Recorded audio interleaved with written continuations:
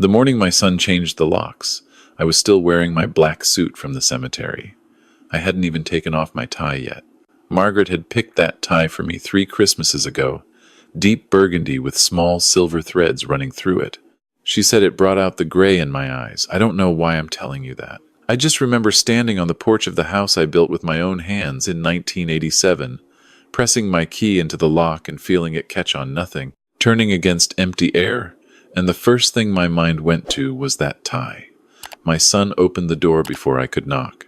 "Dad," he said, not a greeting, a statement, like he was identifying a piece of furniture that had arrived at the wrong address. I looked at him, 34 years old, my height, Margaret's eyes. He was wearing a polo shirt I didn't recognize, and behind him I could see his wife standing near the kitchen island, with her arms folded, watching. "The lock," I said. "We needed to make some changes." He didn't step back to let me in. "We've been talking about this for a while, Dad. The house is in both our names now. You signed the papers last year, remember? When we refinanced." I did remember. Margaret had been in her second round of treatment. I'd been sleeping 4 hours a night. My attorney had sent documents, and I'd signed them at the kitchen table at midnight because my son had said it would help with the taxes, and Margaret had squeezed my hand and said she trusted him. "I need my clothes," I said. "My tools." Margaret's eye stopped. "Her things are still inside." "We'll box everything up," his wife said from behind him. She hadn't moved from the kitchen. "We'll leave it on the porch by Thursday." Thursday. It was Monday. Margaret had been in the ground for 6 hours. "I want you to understand something about who I am before I go any further. I spent 31 years as a civil engineer for the county. I built bridges. I calculated load tolerances and material fatigue, and the exact mathematical point at which a structure fails. I am not a man who raises his voice. I am not a man who makes decisions without thinking them through. I have made it 63 years on this earth by being methodical and patient and precise. I stood on that porch and I did not say a single word. I walked back to my car. I drove to the Motel 6 on Route 9 because it was the closest thing I could think of. I sat on the edge of a bed that smelled like industrial detergent, and I looked at my hands for a long time. Then I called my friend Dale, who has known me since we were both 26 years old and working on the same highway project outside Columbus.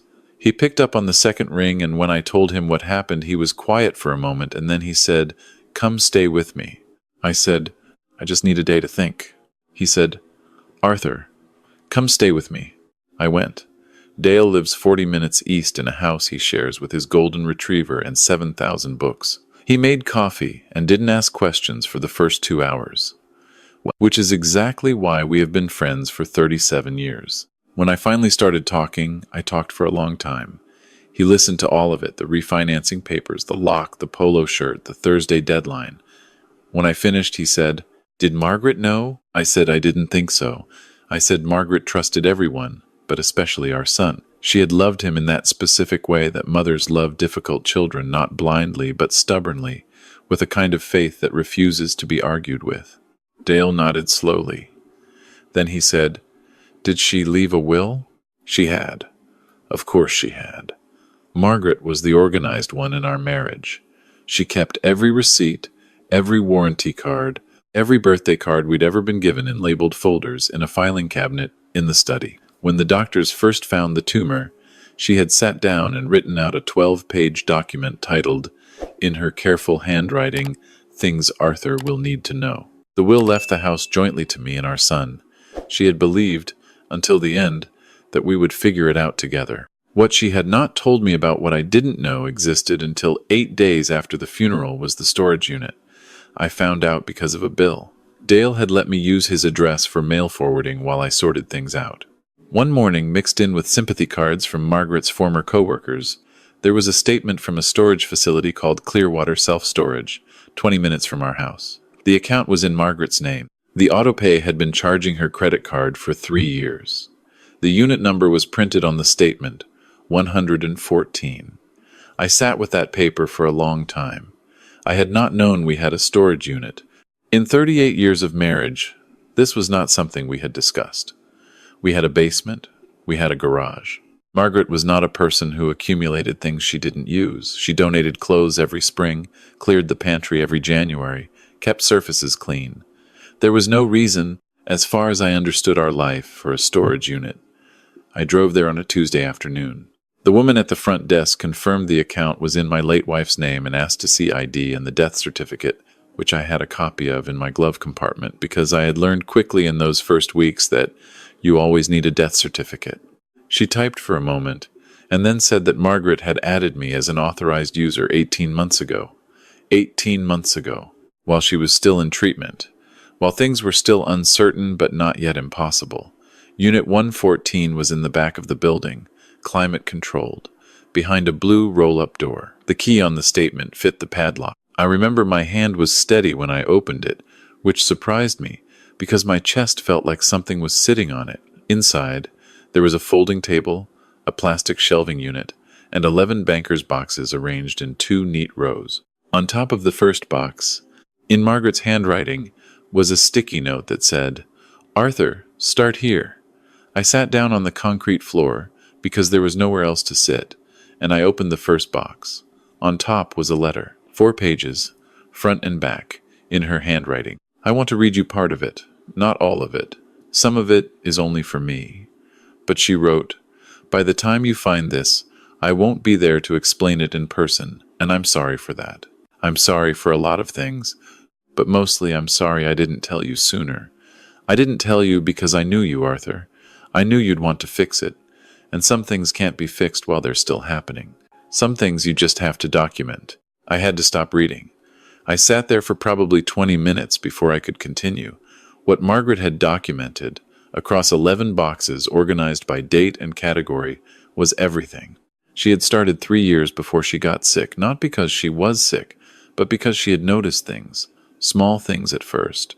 A conversation overheard between our son and his wife on Thanksgiving where they were discussing the house situation and what would happen when the time came. Alone, our son had asked her for $60,000 to cover what he called a business setback that he had never repaid and had, over subsequent months, begun to refer to as a gift. Pressure, gentle at first and then less gentle, to refinance the house, to simplify the assets, to get things organized. Margaret was an accountant for 22 years before she retired.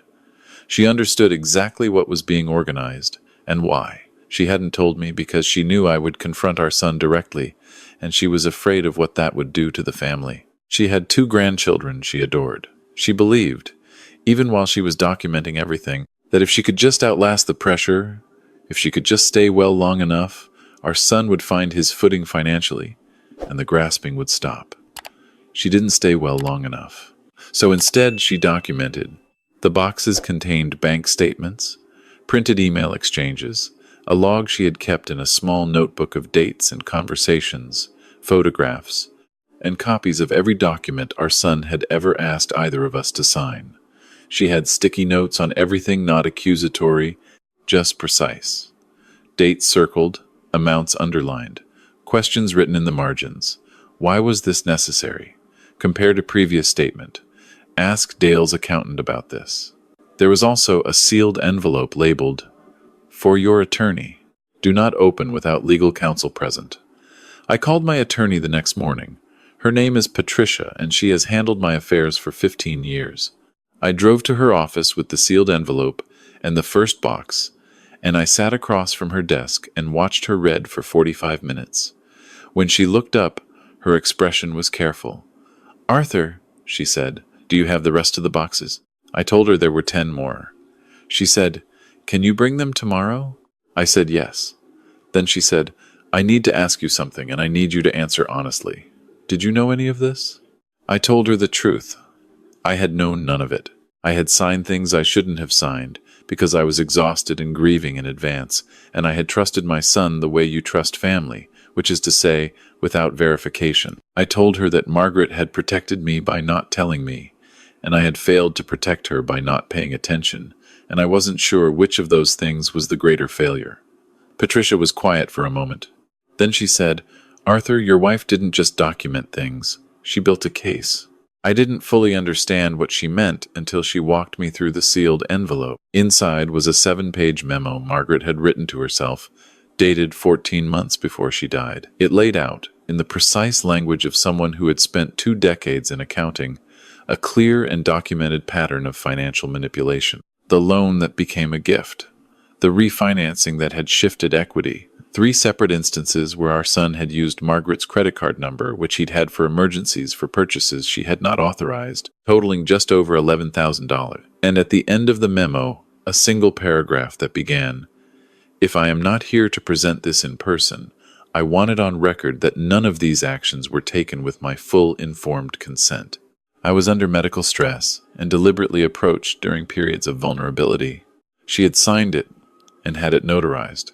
14 months before she died, while she was still hoping she would be wrong, Margaret had found a notary and had her suspicions legally witnessed. I have built bridges for 31 years. I understand load tolerances. I understand what it means when a foundation has been quietly reinforced without anyone noticing. Margaret had reinforced this foundation while I was looking the other way, and it held. Patricia filed a petition to contest the refinancing within the month. She argued undue influence and fraud, supported by Margaret's documentation. My son hired an attorney, a good one, I heard, and for a period of about 5 months I heard from him only through legal correspondence. His wife called me once to tell me I was destroying the family. I listened to her speak for about 2 minutes, and then I said, "Margaret built this family. Not you. Not my son. Margaret." And she left instructions.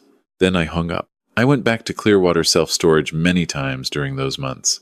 Sometimes I just sat in the unit and went through boxes slowly, not looking for anything specific, just reading. Margaret had kept things I didn't know she'd kept: a birthday card I'd given her the year we got engaged, with a drawing she'd made in the margin of a bridge, because she thought it was funny that I was always talking about bridges.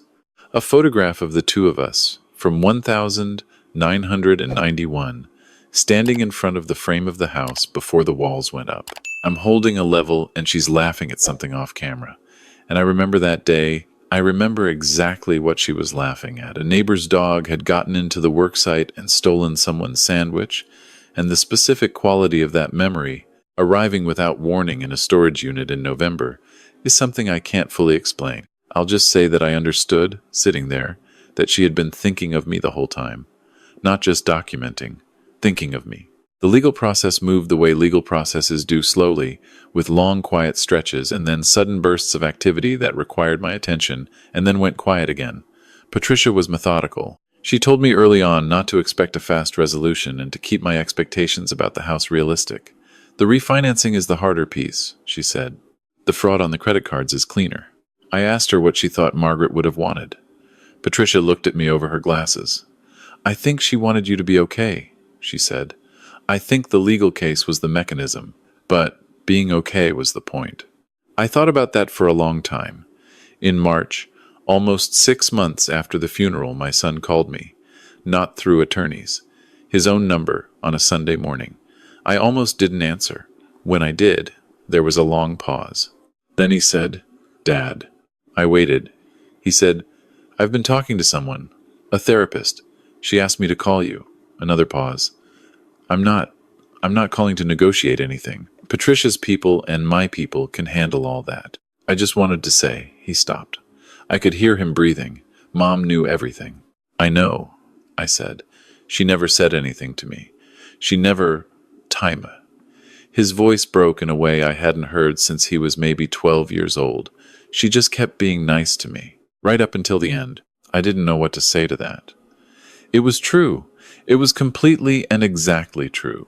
Margaret had known what he was doing for at least 3 years, had documented every instance of it, had notarized her own testimony against him, and had never once been less than kind to him in person. Not because she was a pushover, because she had decided, somewhere in that careful mind of hers, to separate the love from the reckoning. "She loved you," I said. "That didn't change." He was quiet for a while. Then he said, "I need to fix this." I said, "Start with the attorney." The settlement was finalized in June. My son and his wife signed over their claim to the house. The credit card fraud resulted in repayment, plus damages. There were other financial entanglements Margaret had documented, that I won't detail here. Some are still being resolved, but the core of it was done. I moved back into the house in July. I reseeded the lawn, which had gone patchy, and fixed the porch rail, which had been loose since the previous winter. I put Margaret's photograph back on the mantel, the one from our 25th anniversary, where we're standing in front of a bridge I worked on in Zanesville, and she's wearing the green dress she always wore when she wanted to embarrass me by looking better than I deserved. The storage unit is empty now. I brought everything home. The boxes are in the study, in the filing cabinet she kept for 30 years, organized the way she organized everything by date, by category, with labels you can read from across the room. My son and I have dinner once a month.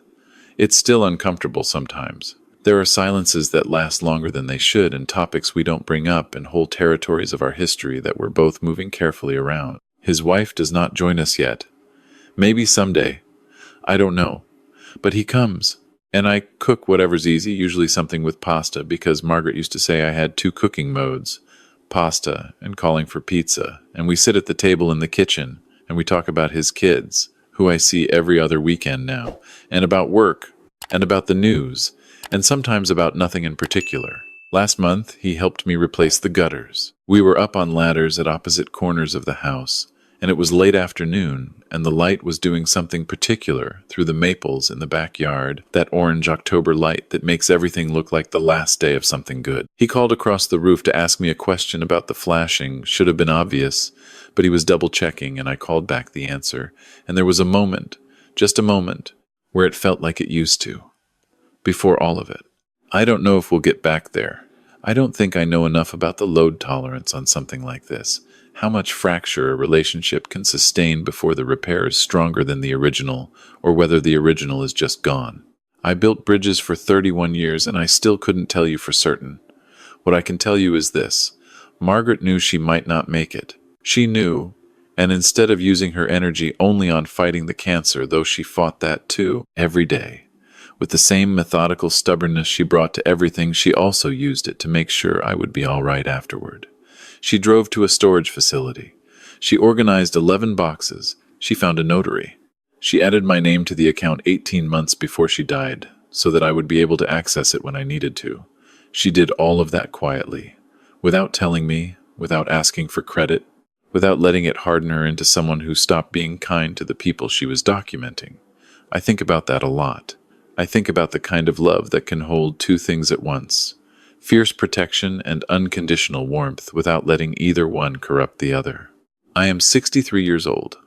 I have learned a great many things about structure and failure and what holds and what doesn't. Margaret taught me more about all three than 31 years of engineering ever did. If you're watching this and you have someone like that in your life, someone who is quietly, methodically, patiently making sure you'll be okay, I hope you pay attention. I hope you don't wait until the storage unit to understand what they were doing.